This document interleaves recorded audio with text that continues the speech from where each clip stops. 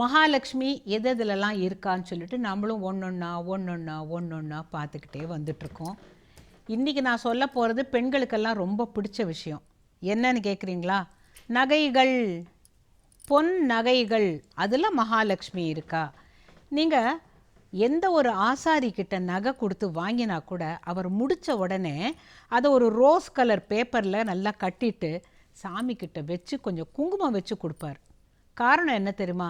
நான் செய்கிற இந்த மகாலட்சுமி வேலை இவங்களுக்கு இன்னும் நிறையா செல்வம் வந்து நிறையா நகை பண்ணணும்னு ஒரு மியூச்சுவல் அண்டர்ஸ்டாண்டிங்கில் தான் அது போகும். நகைகள் முக்கியமாக மகாலட்சுமி. நம்ம ஏதாவது ஒன்று கீழே போட்டுட்டோம்னா கூட, ஒரு சின்ன மோதிரமாக இருந்தால் கூட எடுத்து கண்ணில் ஊற்றிட்டு நம்ம திருப்பி எடுத்துப்போம். காரணம் நமக்கு தெரியும், தங்கம் மகாலட்சுமி அப்படின்னுட்டு.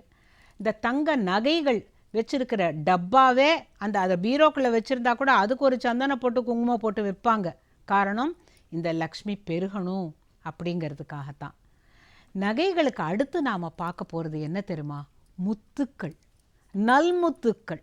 அதுவும் எப்படி பார்க்கடல்லிருந்து மகாலட்சுமி வந்தபோது சங்கும் வந்தது, சோழிகளும் வந்தது, நல்முத்துக்கள் சிப்பி முத்துக்கள் வந்ததுனால அதுவும் மகாலட்சுமின்னு சொல்லிட்டு நீங்கள் பார்த்தீங்கன்னா எல்லா கோவில்லையுமே எல்லா கல் நகைகளும் போட்டிருந்தா கூட முத்து மாலை சுவாமிக்கு முக்கியமாக போடுவாங்க. காரணம் அதுவும் மகாலட்சுமி. அதுக்கப்புறம் பார்த்தீங்கன்னா ஒரு நகை அணிந்த பெண், ஏங்க நகை அணிந்தாதான் அவள் மகாலட்சுமியா அப்படின்னு நீங்கள் யோஜனை பண்ணலாம். ஒரு பெண் பார்க்க வரும்பொழுது இரவல் நகையான போட்டு அந்த குழந்தையை கொண்டு வந்து நிறுத்துவாங்க. காரணம் என்ன தெரியுமா? நகை போட்டால் ஒரு லக்ஷ்மீகரம் வரும் அப்படிங்கிறத அந்த காலத்தில் நம்பினாங்க. ஒரு நகைக்கும் ஒரு விதமான பயன் இருக்குது அப்படிங்கிறது இன்றைக்கி விஞ்ஞானபூர்வமாக விளக்கி இருக்கிறாங்க. என்னங்க அவ்வளோ நகையை அந்த காலத்தில் போட்டுட்டு இருந்தாங்களே அப்படி நீங்கள் நினைக்கலாம். காரைன்னு ஒரு நகை போடுவாங்க, அது கழுத்தில் படியாது, இப்படியே தூக்கிக்கிட்டு இருக்கும். ரொம்ப நாள் எனக்கு அது என்னத்துக்கு இப்படி ஒரு நகை, அது இங்கேயும் படிய மாட்டேங்குது, இது பாட்டு ரவுண்டாக இருக்குன்ன பொழுது இந்த நொங்கு விற்கிற பாட்டி ஒரு அம்மா எனக்கு சொன்னாங்க, இது ரெண்டுக்கும் காரை எலும்புன்னு பேர். இங்கே தான் சில சமயம் உடம்பு கெடுதல் ஏதாச்சும் வரும். இந்த காரைங்கிற நகை போட்டோம்டா இந்த காரை எலும்பு அமுக்கி விட்டுரும், சரியா போயிடும். பட்டென்று எனக்கு பழைய பைத்தியம் படீரென தெளியுதுன்னு பாரதி சொன்னானே, அதுபோல் இந்த நகைக்கு ஒரு மருத்துவ குணமா? அதே போல் உள்ளங்கழுத்து பதக்கம்னு ஒன்று போடுவாங்க. உள்ளங்கழுத்து பதக்கம்னாக்கா மேலே இருக்கும், இங்கே ஒரு பதக்கம் இருக்கும். இல்லைன்னா கூட சின்ன பிள்ளைங்களுக்கு ஒரு கருப்பு கயிறை கட்டி விட்டுருப்பாங்க உள்ளங்கழுத்தில் கரெக்டாக. அப்புறமா சொல்கிறாங்க, இங்கே தைராய்டு ப்ராப்ளம் கழுத்தில் தானே வருது, அதுக்கு தான் அதை கெட்டியாக அங்கே ஒரு நகை போட்டுவிட்டோம்னா பொன் இருக்குல்ல அதை காப்பாற்றி விட்டுருன்னு. இப்படியெல்லாம் நம்பினாங்களேனாக்கா விஷயம் இல்லாமல் அவங்க நம்பலை. நாம் தான் கொஞ்சம் படித்த உடனே இதெல்லாம் முட்டாள்தனம்னு சொன்னோம். இன்றைக்கி முழு முட்டாள் நாம் தான் புரிஞ்சுக்கிட்டோம். பழைய விஷயங்களை தூசி தட்டி திருப்பி பார்க்குற பொழுது எத்தனையோ விஷயங்கள் நமக்கு புரியுது இல்லையா? இப்போ நகை அணிந்த பெண் நமக்கு வெளியில் கிளம்புறோன்னு வச்சுக்கோங்களேன், மூளை அலங்காரியாக ஒரு பொண்ணு வந்துச்சுன்னு வச்சுக்கோங்க, பொட்டு வைக்காமல், காதில் தோடு போடாமல், கையில் வளையல் போடாமல், இது சகுனமே சரியில்லைப்பா, மூளை அலங்காரி ஒன்று வருது அப்படிம்பாங்க. இதே நகை போட்டுட்டு, அது எந்த நகையாக இருந்தாலும் சரி, ஒரு நகை போட்டுட்டு ஒரு அம்மா வந்தாங்கன்னா, அப்பா நல்ல சகுனம்ப்பா, நல்ல நகையெல்லாம் போட்டிருக்கிறாங்க அப்படின்னு அவங்களுக்கு கும்பிடே போட்டுருவாங்க. அதுபோல் அடுத்து சொல்கிறது, நீங்கள் யாரெல்லாம் குண்டாக இருக்கீங்களோ சந்தோஷப்பட்டுக்கலாம். ஏன் தெரியுமா? பருத்த மனிதனிடம் மகாலட்சுமி குடி செய்கிறாள், அதாவது வாழ்கிறாள் அப்படின்னு சொல்கிறாங்க. குடியிருக்கும் இடம் ஒரு குண்டான மனிதன் அப்படின்னாக்க கேட்கும்போது நமக்கு சிரிப்பு வரும். யாரானு ஒல்லியாக ரொம்ப காஞ்சு போய் இருந்தாங்கன்னா சொல்லுவோம், அவங்க அடக்காம்பா தரித்திரம், அவனை பார்த்தாலே. பார்த்தீங்களா?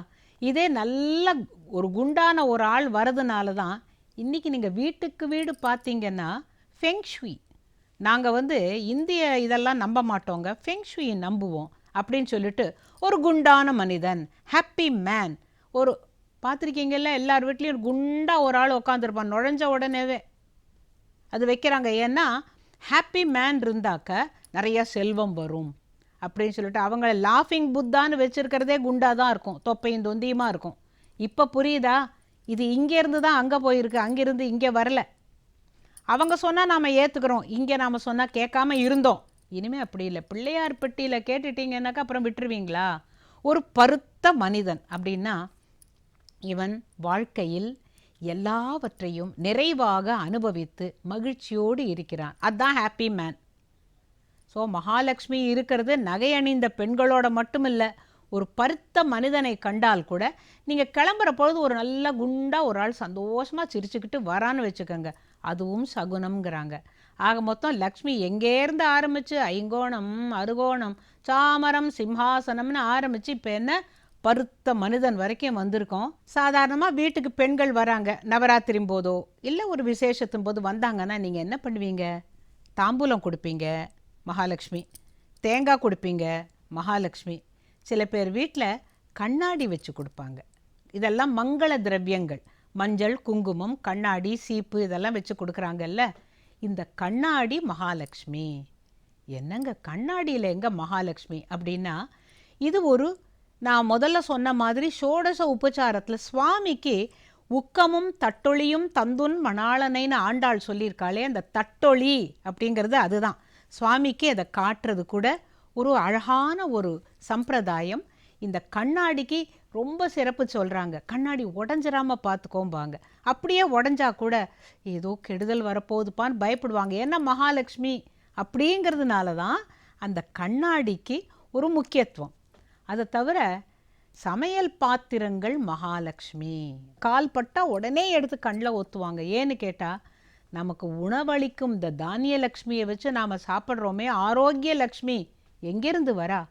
நாம் சமைக்கிற பாத்திரங்கள்லேருந்து வரா. அந்த காலத்தில் பித்தளை, நல்ல ஈயம் பூசின பித்தளை பாத்திரம், வெங்கல பாத்திரம், வெள்ளி பாத்திரம், இந்த மாதிரி பாத்திரங்களில் தான் நாம் சாப்பிட்டோம். எப்படி இருந்தோம்? ஆரோக்கியமாக இருந்தோம். இப்போ எல்லாம் பிளாஸ்டிக்கில் கொண்டு வந்துட்டோம், நோயாளிகள் ஆயிட்டோம். நாம் சாப்பிட்ற பாத்திரங்களை இப்போ மாற்றினோன்னு வச்சுக்கோங்க, கண்டிப்பாக ஆரோக்கியத்தை திருப்பி கொண்டு வரலாம். இரும்பு தோசை கல்லில் நீங்கள் தோசை வாத்து கல் தோசை சாப்பிட்டீங்கன்னா அதில் இருக்கிற இரும்பு சத்துனால நீங்கள் நல்லா இருக்கலாம். அப்படியெல்லாம் சொல்கின்ற பொழுது நம்ம சுலபமாக இருக்கணுங்கிறதுக்காக பல விஷயங்களை விட்டுட்டோம். சமையல் பாத்திரத்தை முதலில் இந்த பரனில் இருக்கிறது எல்லாத்தையும் எடுத்து, கொஞ்சம் புளி செலவாகும் ஆனால் ஆகிட்டு போவதே, நல்லா தேய்ச்சி வெங்கல பாத்திரம், பித்தளை பாத்திரம் இதிலெல்லாம் சமையல் ஆரம்பிக்கலாங்க.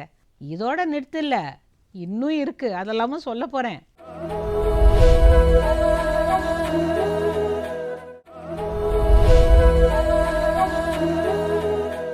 அடுத்தது அடுப்பு. இப்போ இந்த காலத்திலையும் அமெரிக்காவில் ஒரு அம்மா வீட்டுக்கு நான் போயிருந்த பொழுது அந்த கேஸ் அடுப்புக்கு நல்லா ராத்திரியில் தொடச்சிட்டு அரிசி மாவை வச்சு கோலம் போட்டாங்க. எனக்கு கொஞ்சம் சிரிப்பாக வந்தது. ஏங்க எங்கள் ஊர்லேயே அடுப்பு மெழுகிறதெல்லாம் மறந்து போயிட்டோம், நீங்கள் என்னங்கன்னு. அந்த அடுப்பு இல்லாட்டா நாம் இல்லையேம்மா, அதுதானே மகாலட்சுமி. இது எங்கள் ஊரில், நான் கிராமத்தில் வளர்ந்ததுனால அதே வழக்கம். இன்றைக்கும் அந்த அடுப்பை ராத்திரியில் க்ளீனாக தொடச்சிட்டு அந்த அரிசி மாவால் 2 இழை கோலம் போடுறேன் என்னுடைய திருப்திக்கு அப்படின்னு சொல்கிறாங்க. அங்கேருந்து இங்கே வருவோம். நம்ம ஊர்லெல்லாம் அந்த காலத்தில் கண்டிப்பாக சாணி போட்டு அடுப்பெல்லாம் மெழுகி அதில் அந்த விறகு அடுப்பு இருக்கும், கும்மிட்டி அடுப்பாக இருந்தால் கூட நல்லா சுத்தம் பண்ணிட்டு வைப்பாங்க. அதுக்கு ஒரு கோலம் போடுறதுன்னு ஒரு வழக்கம் உண்டு. எதுக்கு? அந்த அடுப்பும் மகாலட்சுமி அப்படிங்கிறதுக்காகத்தான். காலம் மாறித்து, கும்மிட்டி இல்லை, விறகு அடுப்பு இல்லை. இப்போ நம்ம எல்லார் வீட்லேயும் கேஸ் வச்சுருக்கோம் இல்லைங்களா? இண்டக்ஷன் அடுப்பில் நீங்கள் கோலம் போடணுங்கிறது இல்லை. கேஸ் அடுப்பை கூட அடியிலெல்லாம் சுத்தமாக நீங்கள் வச்சுருந்தீங்கன்னாக்கா நோய் வராது. வேறு ஒன்றும் இல்லை. நீங்கள் சுத்தத்துக்கும் சுத்தம் சோறு போடும் அப்படின்னாக்கா, சுத்தமே மகாலட்சுமின்னா கண்டிப்பாக சோறு கிடைக்கும். இப்போ கூட ஒரு காரியம் பண்ணலாமே, கேஸ் அடுப்பை நல்லா தொடச்சிட்டு ராத்திரியில் நீங்கள் படுக்க போகிறதுக்கு முன்னால் வேறு எங்கேயும் எந்த இடத்துலையும் நெருப்பு இல்லைங்கிறத நிச்சயம் பண்ணிட்டு அடுப்பை நல்லா மூடி இருக்கான்னு பார்த்துட்டு 2 இழை கோலம் போடுங்களேன் அரிசி மாவில். எந்த வித தப்பும் இல்லை. இதனால் நன்மை தான் நடக்குமே தவிர தீமை கண்டிப்பாக நடக்காது. அப்புறமா கடலை பார்த்தாக்க அந்த காலத்து மனுஷங்க கையெடுத்து கும்பிடுவாங்க. முதல்லலாம் நான் கூட நினைப்பேன், இந்த சமுத்திரத்தை பீச்சுக்கு போய் தண்ணியில் அலையில் நிற்கிறதுக்காக நாமெல்லாம் போகிறோம். இதே எதுக்கு கையெடுத்து கும்பிடுறாங்க அப்படின்னா, அவங்க சொன்ன ஒரு வார்த்தை பொட்டுன்னு மனசில் பட்டது என்ன தெரியுமா? ஒரு மனிதனால் இப்படி ஒரு விஷயத்தை சிருஷ்டிக்க முடியுமா? இந்த தண்ணி இருக்கிறதுனால தானே இந்த கடல் நீர் ஆவியாகி மேலே போய் நமக்கு உப்பு இல்லாத தண்ணீராக வருது. அப்போ அதை கும்பிட வேண்டாமான்னு நாங்கள் உண்மையா இல்லையா? நீங்கள் யோஜனை பண்ணி பாருங்கள். சமுத்திரம் அப்படின்னு நாம் நினைக்கிறோம், அதுலேருந்து நமக்கு உப்பும் கிடைக்குது. உப்பு கூட உப்பு ஜாடியை பார்த்தாலே சொல்லுவாங்க அதில் கூட லக்ஷ்மி இருக்கான்னு. காரணம் சமுத்திரம். தவிர நாம் குடிக்கிற நீர்நிலைகள், ஆறு, ஏரி, குளம், வீட்டில் இருக்கிற கிணறு எல்லாமே மகாலட்சுமி. இது எல்லாத்தையும் அசுத்தம் படுத்தக்கூடாது அப்படிங்கிறதுக்காக மகாலட்சுமின்னு வச்சுருக்கலாம். இப்போ நாம் ஒரு கோவில் குளத்துக்கு போய் குளிக்க போகிறோம் அப்படின்னு நினச்சாலே ஏதோ பரிகாரத்துக்கு சொல்லியிருக்காங்கன்னு நீங்கள் அந்த குளத்தை பார்த்தீங்கன்னா வியாதி வந்துடும். அதில் மிதக்கிறதெல்லாம் பிளாஸ்டிக், நோய் வருது. நாம் திருப்பி நீர்நிலைகளெல்லாம் சுத்தம் பண்ணிட்டோம்னாலே நம்மளுடைய வாழ்க்கை வளமாகுங்க. ஆக இப்படியே ஒரு விஷயமா பார்த்ததில் நீர்நிலைகளை பார்த்தோம், அடுப்பை பார்த்தோம், சமையல் பாத்திரங்களை பார்த்தோம் இல்லைங்களா? அடுத்து மகாலட்சுமி வேறு எதுலெல்லாம் இருக்கா அப்படின்னு கேட்டாக்க, பசுவின் குளம்படி. பசுவின் குளம்படியில் என்னங்க அப்படின்னு கேட்டாக்க, எந்தெந்த இடத்துல பசு குழம்பு மிதிக்குதோ, அந்த மிதித்த குளம்படி படுதோ அங்கெல்லாம் செல்வம் செழிக்கும்னுட்டு. இது நீங்கள் நம்புறீங்களோ நம்பலையோ, உங்களில் பல பேர் சொந்த வீடு வாங்கியிருப்பீங்க, கிரகப்பிரவேசம் பண்ணியிருப்பீங்க. முதல்ல நீங்கள் எதை அழைச்சிட்டு வரீங்க வீட்டுக்குள்ளே? பசுவும் கண்ணும் அழைச்சிட்டு வரீங்க. எதுக்கு? அந்த குளம்படி அங்கே படணுங்கிறதுக்காக. அப்போ பசுவின் குளம்படியில் தேவர்களே வணங்குகிறார்கள் அப்படின்னு சொல்கிற பொழுது இதை நாம் நம்பித்தானே ஆகணும். அப்போ எதுக்கு பசுமாடை வீட்டு வாசல்லையே கொண்டு வச்சு பொங்கல் போது எல்லா மாடுகளுக்கெல்லாம் இந்த துண்டு கிண்டெல்லாம் கொடுப்போமே, அந்த மாதிரி கொடுக்கலாமே? இல்லையே. முதல்ல என்ன செய்கிறோம்? ஒரு உலக்கையை போட்டுட்டு அதை தாண்டி அந்த பசுமாட்டை தான் உள்ளே கூப்பிடுறோம். ஏன்னா அதோடைய குளம்படி படணும் அப்படிங்கிற ஒரு பெரிய விஷயத்துக்காக. தேன்கூடு கூட மகாலட்சுமி கலைக்காதேன்னு சொல்லுவாங்க. மலை வாழ்கின்ற மக்கள் தேன்கூடை எடுக்க போகும்போது கும்பிட்டுட்டு போவாங்களாம். அந்த மரத்தையும் கும்பிட்டுட்டு போவாங்களாம், என்னால் எந்தவித ஹானியும் இருக்கக்கூடாதுன்னுட்டு. ஒரு தேனியை போல் நாம் சேகரிக்கணும் அப்படிங்கிறத காட்டுறது தான் மகாலட்சுமி. நீங்கள் வரதெல்லாம் வாரி விட்டுட்டு இருந்தீங்கன்னா கையில் ஒன்றும் நிற்காது. இந்த ஒரு தேனி என்ன பண்ணுது? எங்கெல்லாமோ சுற்றி கொஞ்சம் கொஞ்சமாக கொண்டு வந்து அழகாக சேகரித்து வைக்குது. அதோட ஷேப் பார்த்திங்கன்னா அழகாக இருக்கும். ஒரு கூம்பு மாதிரி இருக்கும், இல்லாட்டா ஒரு வட்டமாக இருக்கும். அதே மாதிரி வீட்டில் கூட, வீட்டில் ஏதாவது ஒரு மரத்தில் தேன் கூடு கட்டுச்சுன்னா அதை பார்த்து சொல்லுவாங்க, இந்த வீட்டில் ஆம்பளை பிள்ளை பிறக்கும், பொம்பளை பிள்ளை பிறக்கும் எல்லாம் சொல்லுவாங்க. இந்த தேன் கூடுக்கும் இதுக்கும் என்ன சம்மந்தம்னா, கொடுக்குறவ சந்தான லக்ஷ்மி, அந்த லக்ஷ்மி இருந்தான்னாக்கா தான் இங்கே குழந்தை பிறக்கும் அப்படின்னு நம்பினாங்க. அடுத்து நான் சொல்ல போகிறத பார்த்துட்டு நிஜமாவா அப்படின்னு நீங்கள் கேட்க போகிறீங்க. என்ன தெரியுமா? மீன். என்னங்க மீன் லக்ஷ்மிங்கிறீங்க? ஆமாம், கல்கட்டாலெலாம் என்ன தெரியுமா சொல்லுவாங்க? லக்ஷ்மிங்கிற வார்த்தைக்கு லொக்கி அப்படிம்பாங்க. இப்போ எம்எஸ் சுப்பலக்ஷ்மி பாடுறாங்கன்னா எம்எஸ் சுப்போ லொக்கி அப்படிம்பாங்க. உண்மையே லக்கி, அதிர்ஷ்டமான விஷயம் மீன். நம்ப முடியல. இனிமேல் நீங்கள் ஒரு மீனை பார்த்தீங்கன்னாக்கா இதுவும் மகாலட்சுமி. அப்போ நாங்கள் அதெல்லாம் சாப்பிட்றாங்களே அப்படின்னு கேட்டாக்கா அது வேறு விஷயம். ஒரு மீனை நம்ம எந்த விதத்துலேயும் ஹார்ம் பண்ணக்கூடாது, அதுக்கு எந்த வித ஹானியும் வரக்கூடாது அப்படிங்கிறதுக்காக மீன் வச்சாங்க. அடுத்து சிலந்தி. சிலந்தி கூட்டை மட்டும்தான் நீங்கள் எடுக்கலாம். இந்த ஒட்டடை எடுக்கிறதுங்கிறது சிலந்தி கூட்டை எடுக்கலாம், சிலந்தியை அடிக்கக்கூடாதுன்னு சொல்லுவாங்க. ஏன்னு கேட்டால் அது உங்கள் வீட்டுக்குள்ளே வர தேவையில்லாத பூச்சிகளை மட்டும்தான் சாப்பிடும். இது நமக்கு புரியறதே இல்லை. சிலந்தி கூடு கட்டிடுச்சே, பார்க்குறதுக்கு நல்லா இல்லையன்னா சிலந்தியே நீங்கள் அடிக்காதீங்க, அதுக்காக தான் சொல்லி வச்சுருக்குறாங்க. அதுக்கும் அடுத்தது ஆண்டாளே பாடியிருக்கா. யாரை? சொல்லாய் நீ பள்ளி குட்டின்னு பாடியிருக்கா தன்னுடைய அழகான தமிழில். பள்ளி நன்மையே சொல்லுமா. இப்போ நம்ம ஒரு விஷயத்தை பற்றி பேசிகிட்டு இருக்கிற போது அப்படின்னு பள்ளி அடிச்சிச்சுன்னாக்கா, இந்த பள்ளி அப்படின்னு ஒலி கொடுத்ததுனாக்கா சகுனம்ப்பா, இது கண்டிப்பாக நடக்கும் அப்படிம்பாங்க. ஆகையினால பள்ளியை அடிக்க மாட்டாங்க. அதுவும் வீட்டுக்குள்ளே இருக்கிற வாழற பள்ளி என்னெல்லாம் தேவையில்லாத வண்டுகள், பூச்சிகள், கட்டெரும்பு அதெல்லாம் வந்தால் அது அடிச்சுக்கும். நாம் அடிக்கணுங்கிறது இல்லை. சிலந்தி, பல்லி இதிலெல்லாம் கூட மகாலட்சுமி இருக்காங்கிறது கேட்குறது கொஞ்சம் வேடிக்கையாக இருந்தால் கூட தெரிஞ்சுக்கிறதுல தப்பு இல்லை. 42 சின்னங்களில் மகாலட்சுமி இருக்கா அப்படிங்கிற பொழுது இதுவும் சேர்ந்து கற்றுப்போம்.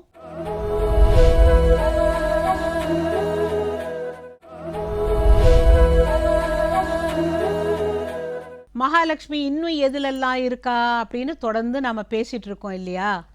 நாகப்பாம்பு. பாம்பில் எத்தனையோ வகைகள் இருக்கலாம், அதிலெல்லாம் மகாலட்சுமி இருக்கிறதா சொல்லலை. இந்த நல்ல பாம்புன்னு சொல்கிறோமே அதை மட்டும் நல்ல பாம்புங்கிறோம், கடிக்காமையாக இருக்குது. ஆனால் அது ஒரு தெய்வீக ஒரு அம்சம் கொண்டதுங்கிறதுக்காக அது நாமம் போட்டுட்ருக்கு, பார்த்துருக்கீங்களா அப்படின்னு சின்ன வயசில் குழந்தையாக இருக்கும்போதெல்லாம் நாகப்பாம்பு அப்படி அப்போல்லாம் பாம்பாட்டி வருவான், வீட்டு வாசலில் கொண்டு இந்த கூடையை திறந்துட்டு அவன் அந்த மகுடி வாசிப்பான். ஆனால் பாம்புக்கு காது கேட்காதுன்னு விஞ்ஞானம் சொல்லுது.